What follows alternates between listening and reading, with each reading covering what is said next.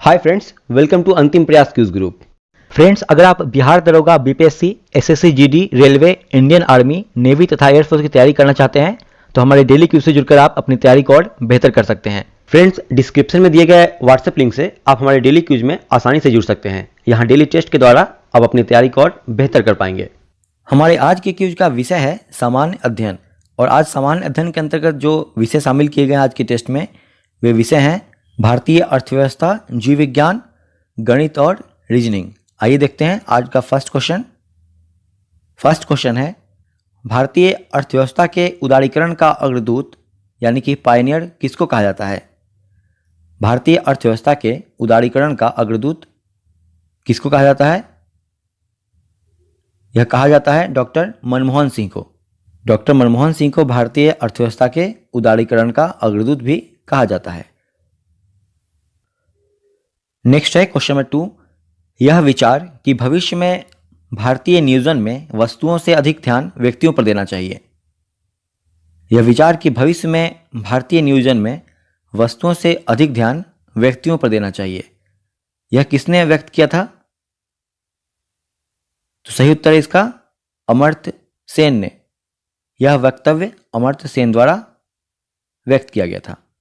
और यह भी याद रखेंगे कि अमर्त्य सेन कल्याणकारी अर्थशास्त्र के प्रतिपादन के लिए भी जाने जाते हैं। नेक्स्ट है क्वेश्चन नंबर 3। आर्थिक विकास सामान्यतः युग्मित होता है।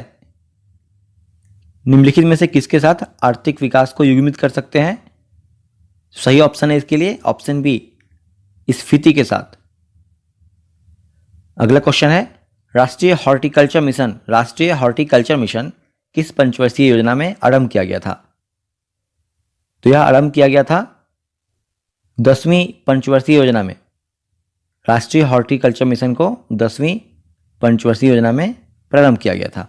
और 10वीं पंचवर्षीय योजना की जो अवधि थी वो वर्ष 2002 से लेकर वर्ष 2007 तक थी। 2 से 7 तक। नेक्स्ट है क्वेश्चन नंबर 5। कृषि मूल्य आयोग की स्थापना की गई। कृषि मूल्य आयोग या कृषि लागत एवं मूल्य आयोग की स्थापना कब की गई थी? तो इसकी स्थापना की गई थी वर्ष 1965 ईस्वी में। वर्ष 1965 ईस्वी में, ऑप्शन बी। नेक्स्ट है, भारतीय रिजर्व बैंक का कार्य नहीं है। इन चारों में से कौन सा है जो कार्य रिजर्व बैंक का नहीं है? सही ऑप्शन इसके लिए ऑप्शन डी, निर्यातकर्ताओं को ऋण देना। यह कार्य भारतीय रिजर्व बैंक का नहीं है।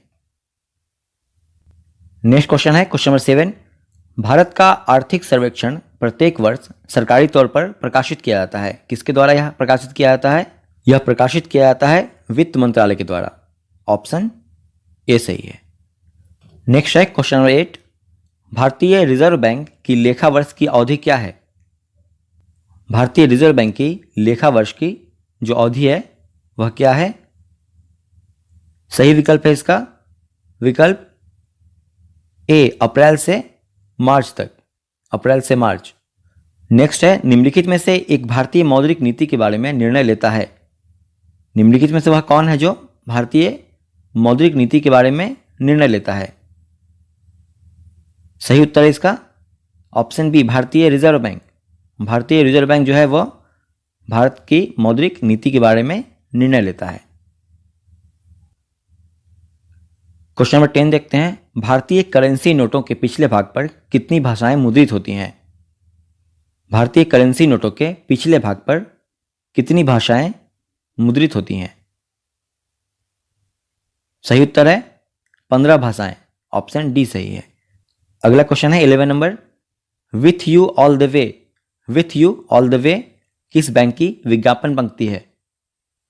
तो यह पंक्ति है जिस बैंक की, वह बैंक है भारतीय स्टेट बैंक। भारतीय स्टेट बैंक की पंक्ति है with you all the way. Next question है क्वेश्चन नंबर 12। भारतीय स्टेट बैंक द्वारा देश में पहला तैरता हुआ एटीएम कहां स्थापित किया गया? भारतीय स्टेट बैंक के द्वारा देश में पहला तैरता हुआ एटीएम कहां स्थापित किया गया? यह स्थापित किया गया कोच्चि में। ऑप्शन ए सही है। अगला क्वेश्चन है 13 नंबर। राष्ट्रीय कृषि एवं ग्रामीण विकास बैंक नाबार्ड की स्थापना किस समिति की सिफारिश के आधार पर की गई थी? राष्ट्रीय कृषि एवं ग्रामीण विकास बैंक नाबार्ड की स्थापना किस समिति की सिफारिश के आधार पर की गई थी? तो वह समिति जिसने नाबार्ड की स्थापना की सिफारिश की थी वह थी शिवरामन समिति। शिवरामन समिति, ऑप्शन बी। अगला क्वेश्चन देखते हैं, क्षेत्रीय ग्रामीण बैंक किसके द्वारा प्रायोजित होते हैं? क्षेत्रीय ग्रामीण बैंक किसके द्वारा प्रायोजित होते हैं? सही उत्तर है इसका राष्ट्रीयकृत वाणिज्यिक बैंक के द्वारा। राष्ट्रीयकृत वाणिज्यिक बैंक के द्वारा, ऑप्शन ए सही है। नेक्स्ट है क्वेश्चन 15, लाला लाजपत राय निम्नलिखित में से किस बैंक के संस्थापक थे? लाला लाजपत राय किस बैंक के संस्थापक थे? सही उत्तर है इसका ऑप्शन डी, पंजाब नेशनल बैंक के। अगला क्वेश्चन है, bull and beer.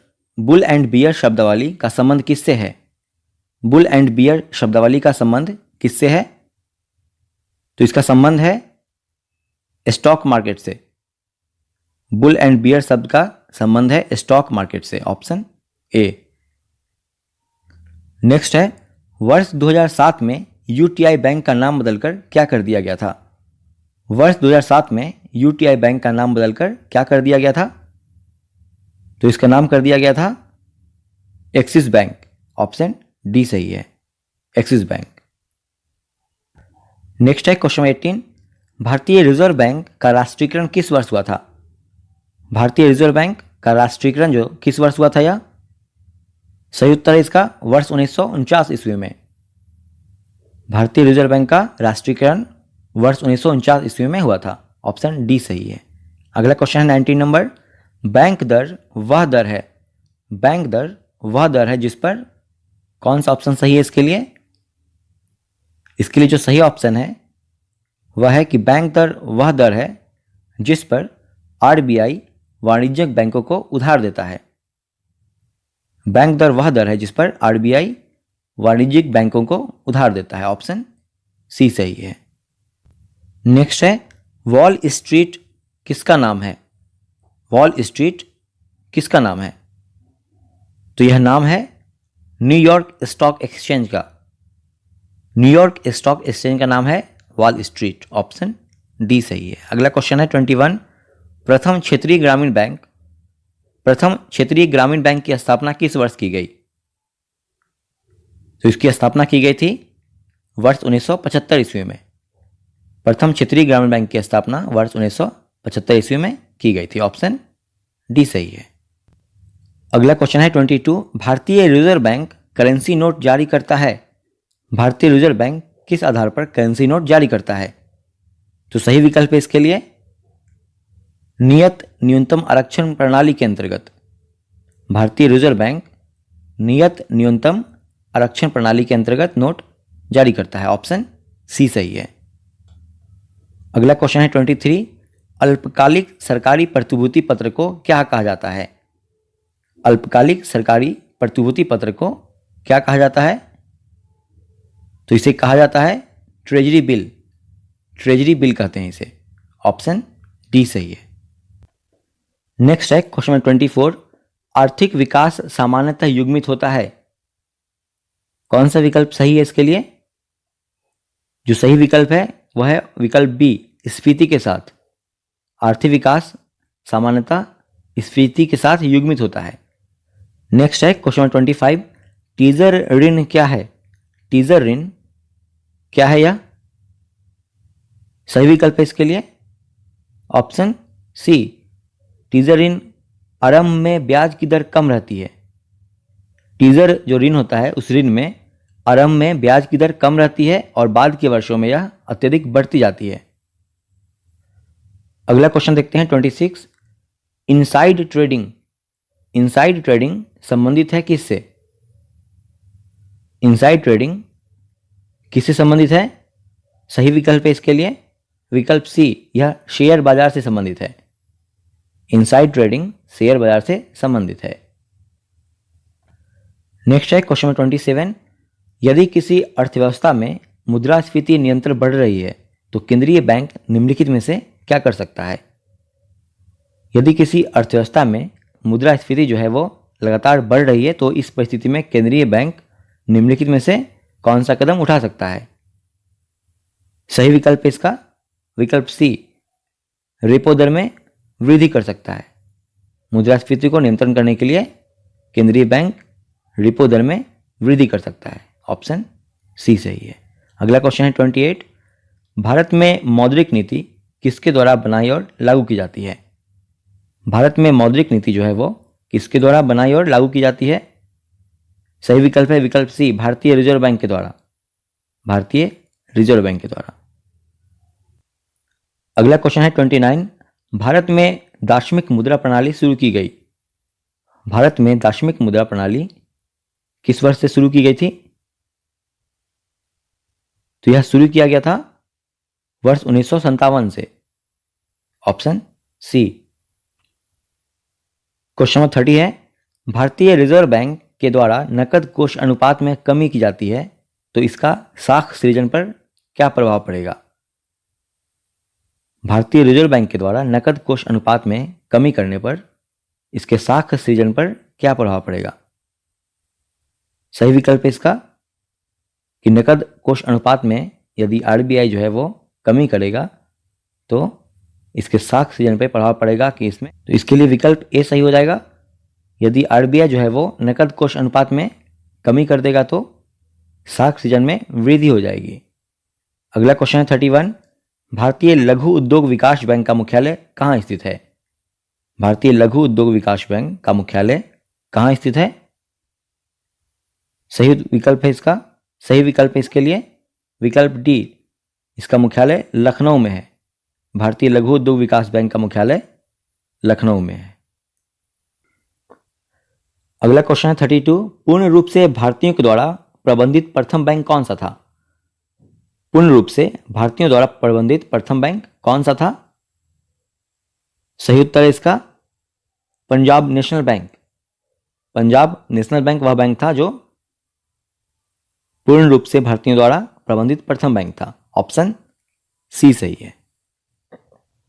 Next question है 33, निम्न में से किसके द्वारा बैंकिंग लोकपाल की नियुक्ति की जाती है? निम्न में से किसके द्वारा बैंकिंग लोकपाल की नियुक्ति की जाती है? सही विकल्प है विकल्प ए, भारतीय रिजर्व बैंक के द्वारा। अगला क्वेश्चन है 34 नंबर, भारत में मुद्रा की दशमलव प्रणाली किस वर्ष अपनाई गई थी? सही विकल्प है विकल्प बी, वर्ष 1957 ईस्वी में। यह क्वेश्चन हम लोग ऊपर भी देख चुके हैं। अगला क्वेश्चन है 35, भारतीय कर व्यवस्था में वस्तु एवं सेवा कर, भारतीय कर व्यवस्था में वस्तु एवं सेवा कर कब से लागू की गई? वस्तु एवं सेवा कर यानी कि गुड्स एंड सर्विस टैक्स लागू किया गया था 1 जुलाई 2017 से। 1 जुलाई 2017 से। विकल्प डी सही है। नेक्स्ट है क्वेश्चन 36, केंद्र सरकार के वार्षिक वित्तीय विवरण, जिसे बजट भी कहा जाता है, किस संवैधानिक अनुच्छेद के अंतर्गत वर्णित है? केंद्र सरकार के वार्षिक वित्तीय विवरण, जिसे बजट भी कहा जाता है, किस संवैधानिक अनुच्छेद के अंतर्गत वर्णित है? यह वर्णित है अनुच्छेद 112 के अंतर्गत। अनुच्छेद 112। Option B. नेक्स्ट है 37, निम्नलिखित में से कौन प्रत्यक्ष कर का उदाहरण नहीं है? निम्नलिखित में से वह कौन है जो प्रत्यक्ष कर का उदाहरण नहीं है? तो वह है सेवा कर। यह प्रत्यक्ष कर का उदाहरण नहीं है। अगला क्वेश्चन है 38, सरकार द्वारा पुरानी मुद्रा को समाप्त कर नई मुद्रा चलाना क्या कहलाता है? सरकार द्वारा पुरानी मुद्रा को समाप्त कर नई मुद्रा चलाना क्या कहलाता है? तो यह कहलाता है विमुद्रीकरण। विमुद्रीकरण कहलाता है। ऑप्शन बी सही है। अगला क्वेश्चन है 39, मुंबई स्टॉक एक्सचेंज की स्थापना निम्नलिखित में से किसने की थी? मुंबई स्टॉक एक्सचेंज की स्थापना निम्नलिखित में से किसने की थी? तो इसकी स्थापना की गई थी प्रेमचंद रॉयचंद के द्वारा। प्रेमचंद रॉयचंद। ऑप्शन सी सही हो जाएगा। नेक्स्ट है क्वेश्चन 40, यदि किसी अर्थव्यवस्था में मुद्रास्फीति निरंतर बढ़ रही है, यदि किसी अर्थव्यवस्था में मुद्रास्फीति निरंतर बढ़ रही है तो केंद्रीय बैंक निम्न में से क्या कर सकता है? सही विकल्प है इसका कि केंद्रीय बैंक जो है वह रेपो दर में वृद्धि कर सकता है। रेपो दर में वृद्धि, ऑप्शन सी सही है। अगला क्वेश्चन है 41। भारत में बैंकिंग विनियमन अधिनियम किस वर्ष पारित किया गया था? भारत में बैंकिंग विनियमन अधिनियम किस वर्ष पारित किया गया था? यह पारित किया गया था वर्ष 1949 ईस्वी में, वर्ष 1949 ईस्वी में। अगला क्वेश्चन देखते हैं 42। रुपए जारी किया गया है, रुपए जारी किया गया है किसके द्वारा? तो यह जारी किया गया है भारतीय राष्ट्रीय भुगतान निगम लिमिटेड के द्वारा। भारतीय राष्ट्रीय भुगतान निगम लिमिटेड के द्वारा रुपए जारी किया गया है। अगला क्वेश्चन है 43। हाल ही में केंद्र सरकार द्वारा बीमा क्षेत्र में प्रत्यक्ष विदेशी निवेश को कितना कर दिया गया है? हाल ही में केंद्र सरकार के द्वारा बीमा क्षेत्र में प्रत्यक्ष विदेशी निवेश को कितना कर दिया गया है? तो यह कर दिया गया है 74%, 74%, ऑप्शन ए सही हो जाएगा। अगला क्वेश्चन देखते हैं 44। ओवरड्राफ्ट खाते में ग्राहक बैंक का डैश होता है। ओवरड्राफ्ट खाते में ग्राहक जो है वह बैंक का डैश होता है। इस खाली स्थान पे क्या आएगा चारों ऑप्शंस में से? सही उत्तर है इसका ओवरड्राफ्ट खाते में ग्राहक बैंक का देनदार होता है, ऑप्शन डी सही है। अगला क्वेश्चन है 45। 12वीं पंचवर्षीय योजना की समय अवधि क्या थी? 12वीं पंचवर्षीय योजना की समय अवधि क्या थी? तो इसकी जो अवधि थी वह थी वर्ष 2012 से 17 तक, 12 से 17, ऑप्शन सी। अगला क्वेश्चन है 46। Golden handshake scheme, golden handshake scheme किससे संबंधित है? यह संबंधित है स्वैच्छिक सेवानिवृत्ति से। गोल्डन हैंडशेक स्कीम स्वैच्छिक सेवानिवृत्ति से संबंधित है, ऑप्शन डी सही है। अगला क्वेश्चन है 47। स्वामीनाथन समिति का संबंध किससे था? स्वामीनाथन समिति का संबंध किससे था? तो इसका संबंध था जनसंख्या नीति से। स्वामीनाथन समिति का संबंध जनसंख्या नीति से था, ऑप्शन ए सही है। अगला क्वेश्चन है 48। कृषि को उद्योग का दर्जा देने वाला प्रथम राज्य कौन सा है? कृषि को उद्योग का दर्जा देने वाला प्रथम भारतीय राज्य कौन सा है? सही विकल्प है विकल्प बी, महाराष्ट्र, महाराष्ट्र। नेक्स्ट है क्वेश्चन 49। भारत में परमाणु ऊर्जा कार्यक्रम का प्रारंभ कब से हुआ माना जाता है?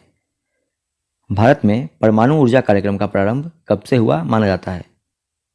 सही विकल्प है इसका विकल्प बी, वर्ष 1948 ईस्वी से भारत में परमाणु ऊर्जा कार्यक्रम का प्रारंभ हुआ था। नेक्स्ट है क्वेश्चन 50। रावत भाटा परमाणु विद्युत संयंत्र कहाँ अवस्थित है? रावत भाटा परमाणु विद्युत संयंत्र कहाँ अवस्थित है? यह स्थित है राजस्थान में। रावत भाटा परमाणु विद्युत संयंत्र राजस्थान में स्थित है। अगला क्वेश्चन है 51। कृष्ण क्रांति, कृष्ण क्रांति का संबंध किससे है? इसका संबंध है खनिज तेल उत्पादन से। कृष्ण क्रांति का संबंध खनिज तेल उत्पादन से है, ऑप्शन बी सही है। अगला क्वेश्चन है 52। किस देश की सहायता से कुडनकुलम परमाणु पावर परियोजना स्थापित की जा रही है? किस देश की सहायता से कुडनकुलम परमाणु पावर परियोजना स्थापित की जा रही है? सही विकल्प है इसका विकल्प डी, रूस की सहायता से। और कुडनकुलम परमाणु संयंत्र जो है वो तमिलनाडु में स्थापित की जा रही है। अगला क्वेश्चन है 53। केंद्रीय जल विद्युत शोध केंद्र कहाँ स्थित है? केंद्रीय जल विद्युत शोध केंद्र कहाँ स्थित है? यह स्थित है खड़गवासला में, खड़गवासला, ऑप्शन ए सही है। अगला क्वेश्चन है 54। मुद्रा पावर प्लांट, मुद्रा पावर प्लांट किस राज्य में स्थित है? यह स्थित है गुजरात राज्य में। मुद्रा पावर प्लांट गुजरात राज्य में स्थित है। नेक्स्ट क्वेश्चन है 55। पहली औद्योगिक क्रांति किस देश में हुई थी? पहली औद्योगिक क्रांति किस देश में हुई थी? सही विकल्प है इसका विकल्प डी, ग्रेट ब्रिटेन में। पहली औद्योगिक क्रांति जो विश्व की ग्रेट ब्रिटेन में हुई मानी जाती है। अगला क्वेश्चन है 56। राउरकेला इस्पात संयंत्र की स्थापना हुई थी किस देश की सहायता से? तो इसकी स्थापना जो हुई थी वे हुई थी जर्मनी के सहयोग से। राउरकेला इस्पात संयंत्र की स्थापना जर्मनी के सहयोग से हुई थी। अगला क्वेश्चन है 57। भारतीय औद्योगिक वित्त निगम की स्थापना कब की गई? भारतीय औद्योगिक वित्त निगम की स्थापना किस वर्ष की गई थी? सही विकल्प है विकल्प ए, वर्ष 1948 ईस्वी में। भारतीय औद्योगिक वित्त निगम की स्थापना वर्ष 1948 ईस्वी में की गई थी। नेक्स्ट है क्वेश्चन 58। खादी और ग्रामोद्योग आयोग अधिनियम वर्ष में पारित किया गया था। किस वर्ष पारित किया गया था खादी और ग्रामोद्योग आयोग अधिनियम? तो यह पारित किया गया था वर्ष 1956 ईस्वी में। खादी और ग्रामोद्योग आयोग अधिनियम वर्ष 1956 ईस्वी में पारित किया गया था। अगला क्वेश्चन है 59। भारत में महारत्न तथा नवरत्न सार्वजनिक उपक्रमों की संख्या अक्टूबर 2021 के अंत तक कितनी है? भारत में महारत्न तथा नवरत्न सार्वजनिक उपक्रमों की संख्या कितनी है? सही विकल्प है इसका विकल्प सी, 11 और 13। अर्थात 11 जो है वो महारत्न कंपनियां हैं और 13 जो है वो नवरत्न कंपनियां हैं वर्तमान में। नेक्स्ट है क्वेश्चन 60। विशेष आर्थिक क्षेत्र की अवधारणा सबसे पहले कहां शुरू की गई थी? तो यह सबसे पहले शुरू हुई थी चीन में। विशेष आर्थिक क्षेत्र की अवधारणा सबसे पहले चीन में शुरू हुई थी। अगला क्वेश्चन है 61। अखिल भारतीय औद्योगिक उत्पादन सूचकांक की गणना के लिए आधार वित्त वर्ष क्या है? अखिल भारतीय औद्योगिक उत्पादन सूचकांक की गणना के लिए जो आधार वित्त वर्ष है वह कौन सा है? सही विकल्प है इसका विकल्प डी, वर्ष 2011 से 12। अगला क्वेश्चन देखते हैं 62। केंद्रीय सांख्यिकी संगठन की स्थापना कब हुई थी? तो इसकी स्थापना हुई थी वर्ष 1951 ईस्वी में। केंद्रीय सांख्यिकी संगठन की स्थापना वर्ष 1951 ईस्वी में हुई थी। अगला क्वेश्चन है 63। हिंदू वृद्धि दर किससे संबंधित है? यह संबंधित है राष्ट्रीय आय से संबंधित है। ऑप्शन बी सही है। नेक्स्ट है क्वेश्चन 64। भारत में राष्ट्रीय आय की गणना किस आधार पर की जाती है? भारत में राष्ट्रीय आय की गणना जो है वो किस आधार पर की जाती है? सही विकल्प है इसके लिए विकल्प सी, उपयुक्त दोनों के आधार पर, यानी कि चालू मूल्यों के आधार पर और स्थिर मूल्यों के आधार पर, दोनों के आधार पर राष्ट्रीय आय की गणना की जाती है। अगला क्वेश्चन 65। भारत की राष्ट्रीय आय में सर्वाधिक योगदान किसका है? भारत की राष्ट्रीय आय में सर्वाधिक योगदान जो है वो किसका है? तो जिसका सर्वाधिक योगदान है भारत की राष्ट्रीय आय में वह है तृतीयक क्षेत्र। Option C. नेक्स्ट क्वेश्चन है प्रति व्यक्ति आय निकालने के लिए राष्ट्रीय आय को भाग दिया जाता है किससे? प्रति व्यक्ति आय निकालने के लिए राष्ट्रीय आय को किससे भाग दिया जाता है? सही विकल्प है इसका विकल्प ए, देश की कुल जनसंख्या से। प्रति व्यक्ति आय निकालने के लिए राष्ट्रीय आय को देश की कुल जनसंख्या से भाग दिया जाता है। नेक्स्ट क्वेश्चन है 67। भारत में राष्ट्रीय आय की गणना निम्नलिखित में से किसके द्वारा की जाती है? भारत में राष्ट्रीय आय की गणना निम्नलिखित में से किसके द्वारा की जाती है? सही विकल्प है इसका विकल्प सी, केंद्रीय सांख्यिकी संगठन के द्वारा। भारत में राष्ट्रीय आय की गणना जो है वो केंद्रीय सांख्यिकी संगठन के द्वारा की जाती है। नेक्स्ट क्वेश्चन है 68। सकल राष्ट्रीय उत्पाद में से मूल्यह्रास को घटाने पर क्या प्राप्त होता है? सकल राष्ट्रीय उत्पाद माइनस मूल्यह्रास इक्वल टू वाट? तो इसके लिए सही विकल्प जो है वो हो जाएगा विकल्प बी, निबल राष्ट्रीय उत्पाद। सकल राष्ट्रीय उत्पाद में से मूल्यह्रास को घटाने पर निबल राष्ट्रीय उत्पाद प्राप्त होता है।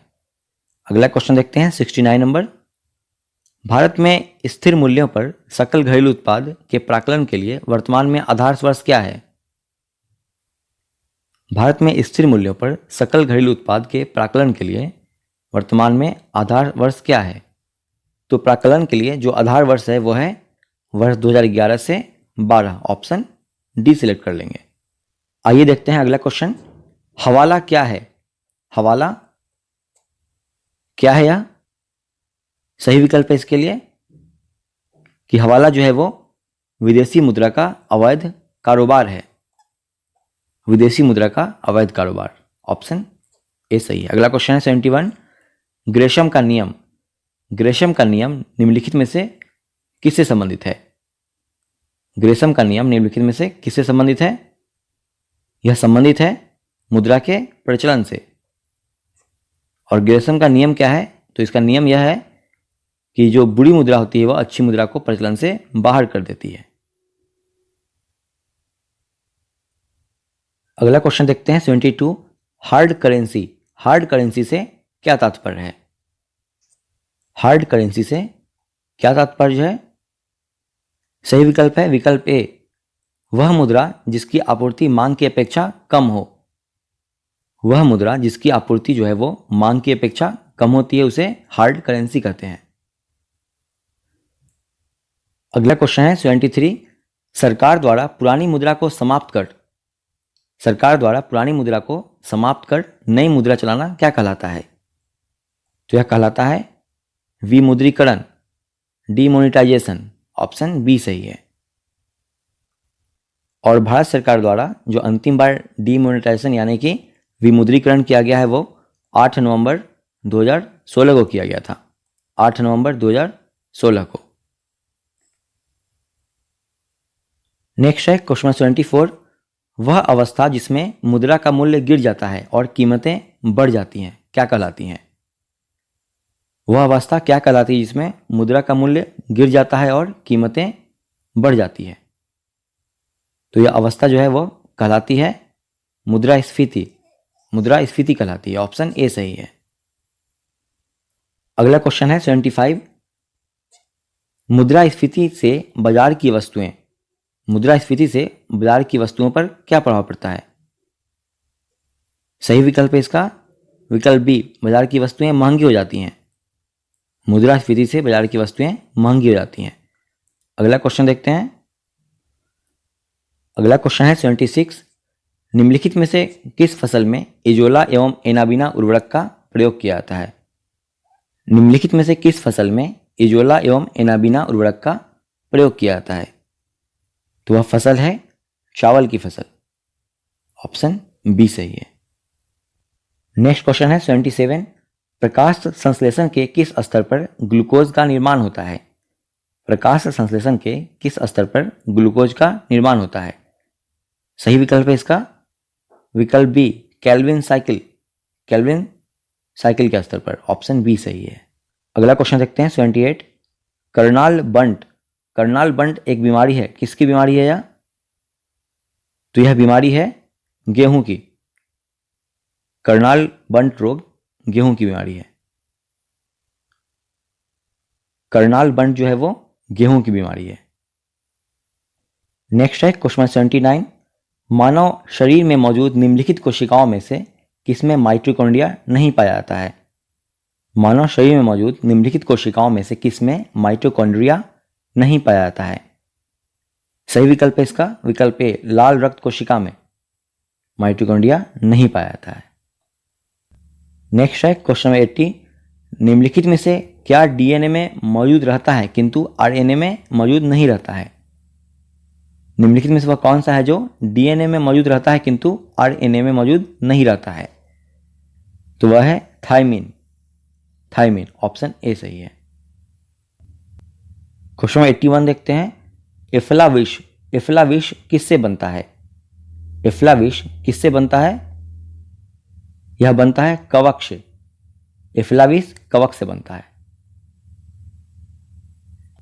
नेक्स्ट है 82। कौन सा खरपतवार औद्योगिक बहिस्त्राव से होने वाले जल प्रदूषण को नियंत्रित कर सकती है? वह कौन सा खरपतवार है जो औद्योगिक बहिस्त्राव से होने वाले जल प्रदूषण को नियंत्रित कर सकती है? तो वह है parthenium, parthenium, option A. Next question है 83, एलपीडी नाजा, एलपीडी नाजा किसका वैज्ञानिक नाम है? तो यह वैज्ञानिक नाम है कोबरा का, कोबरा का वैज्ञानिक नाम है एलपीडी नाजा।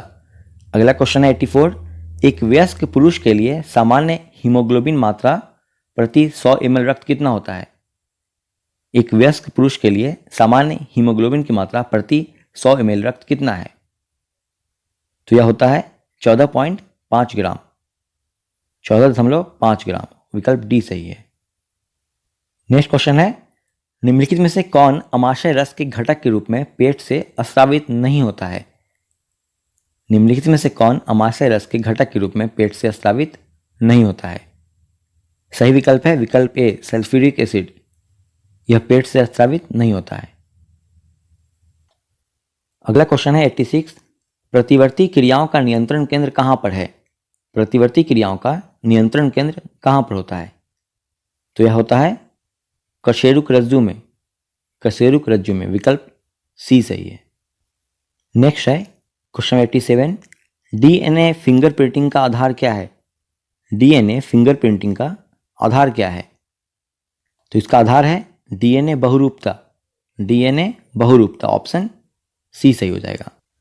नेक्स्ट क्वेश्चन है 88, भारत को किस वर्ष में विश्व स्वास्थ्य संगठन द्वारा पोलियोग्रस्त देशों की सूची से निकाल दिया गया? भारत को किस वर्ष विश्व स्वास्थ्य संगठन द्वारा पोलियोग्रस्त देशों की सूची से निकाल दिया गया था? तो वह वर्ष था वर्ष 2012 में, वर्ष 2012 में भारत को विश्व स्वास्थ्य संगठन द्वारा पोलियोग्रस्त देशों की सूची से निकाल दिया गया था। अगला क्वेश्चन देखते हैं 89, सिरोसिस रोग, सिरोसिस रोग शरीर के किस अंग को प्रभावित करता है?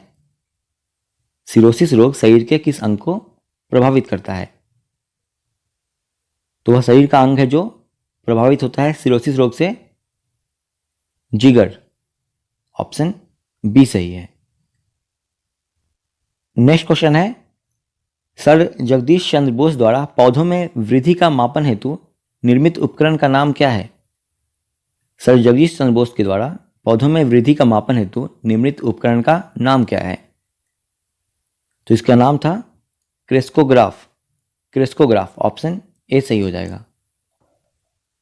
आगे के जो भी प्रश्न हैं, प्रश्न संख्या 91 से 100 तक, उनमें गणित और रीजनिंग के प्रश्न शामिल हैं और इन प्रश्नों को हमने अपने व्हाट्सएप ग्रुप पे हल कर लिया है। आइए अब आज का रिजल्ट देख लेते हैं। हमारे आज के टेस्ट का जो विषय था वो था सामान्य अध्ययन और कुल मार्क्स 100 रखे गए थे और जिनमें प्रियंका कुमारी ने कुल 100 प्रश्न अटेम्प्ट किए और उनके 96 प्रश्न सही हुए हैं। नेहा कुमारी ने 99 प्रश्न अटेम्प्ट किए और उनके 95 प्रश्न सही हुए। रजन खान ने कुल 100 प्रश्न अटेम्प्ट किए जिनमें उनके 94 प्रश्न सही हुए हैं। और भी हमारे जो भी फ्रेंड्स हैं वे काफ़ी मेहनत कर रहे हैं और उनके मार्क्स भी लगातार इम्प्रूव हो रहे हैं।